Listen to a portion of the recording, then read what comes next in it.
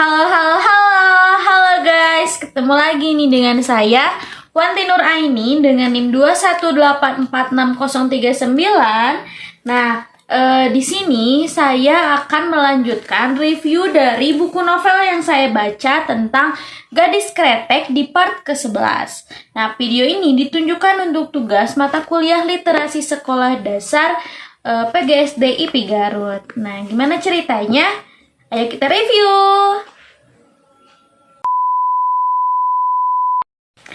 Nah guys, pada part ke-11 di novel Gadis Kretek ini kita akan membahas tentang alur majunya lagi, yaitu berjudul Jagat.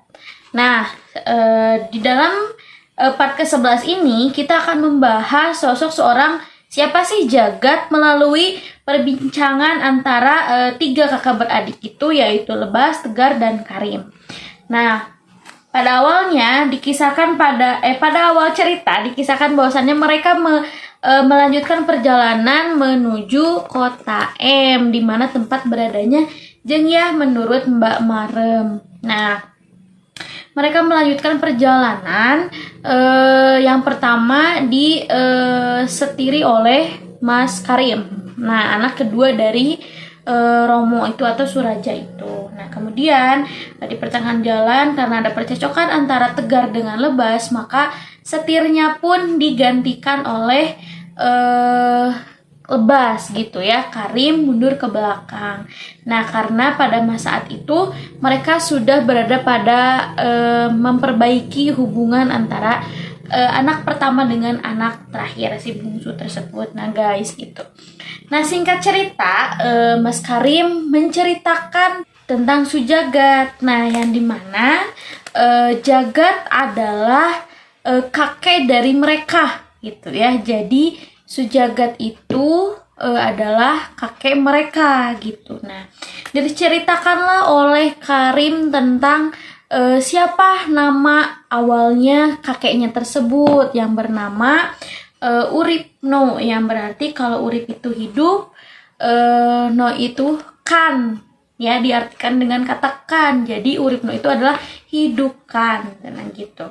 Kemudian namanya diganti menjadi Sujagat gitu. Nah, terus diceritakan pada awalnya bahwasannya Mbah Kakungnya itu ataupun Jagat itu memiliki seorang teman gitu, yaitu Idrus Muria tersebut. Nah, diceritakanlah dari awal dari kisah pertemanannya, kemudian mereka berbisnis dari yang awalnya Pak Trisno, kemudian mereka merebutkan salah seorang gadis gitu yang bernama Rumaisa dari anak penulis gitu. Nah, awal ceritanya itu diceritakan bahwasannya ayah dari Rumaisa, yaitu si juru tulis itu, sering memesan sepatu dari ayahnya Jagat gitu. Nah, dari ayahnya Jagat sering memesan sepatu untuk Jepang gitu. Nah, kemudian dari sanalah Sujagat mengenali Rumaisa tersebut, sehingga dia memiliki rasa suka dan cinta kepada Rumaisa. Nah, hingga pada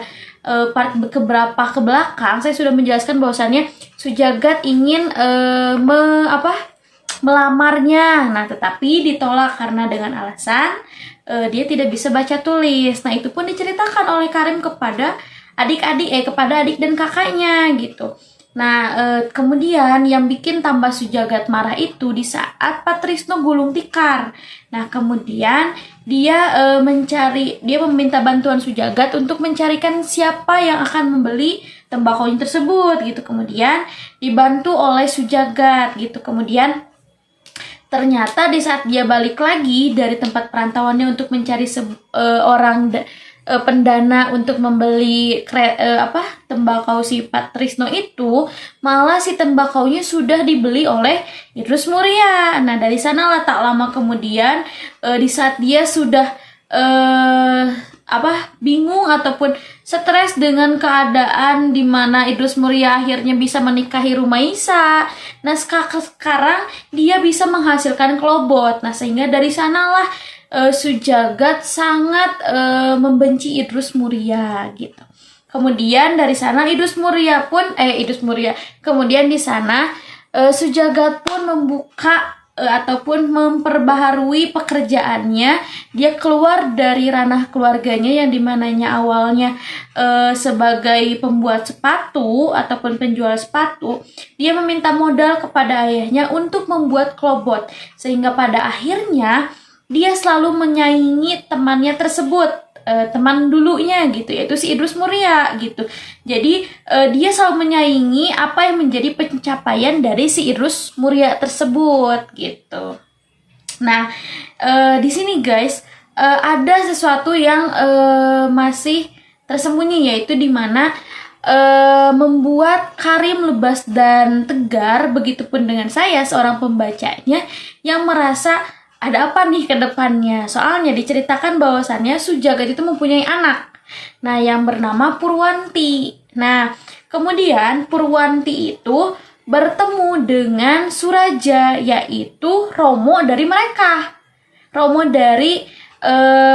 dari Lebas, Karim dan Tegar gitu. Nah, di sana posisinya si Purwanti itu dinikahkan kepada Suraja tersebut, yaitu Romo mereka gitu. Jadi mereka itu yang menjadi anak dari Sujagat itu bukan si rajanya, bukan dari ayahnya, tetapi dari ibunya gitu. Jadi kakek dari ibunya, dari si Purwanti tersebut. Nah, di sana pun mereka bertanya-tanya, kok mereka malah menikah gitu, sedangkan menurut Mbok Marem Sujagat Romonya itu memiliki pacar, yaitu Jengyah gitu. Nah, entah akan ada apa di belakangnya, mungkin nanti saya akan review selanjutnya di part ke-11, bagaimana kisah cinta antara Suraja dengan Purwanti ataupun dengan mantan pacarnya itu, yaitu Jengyah ataupun Dasyah. Nah, kita tunggu di part ke-12 ya guys. Oke, mungkin itu saja yang bisa saya sampaikan di part ke-11 ini tentang alur maju dari kisah tiga kakak beradik untuk perjalanan mencari si Jengyah tersebut gitu. Mungkin itu saja. Dadah. Wah.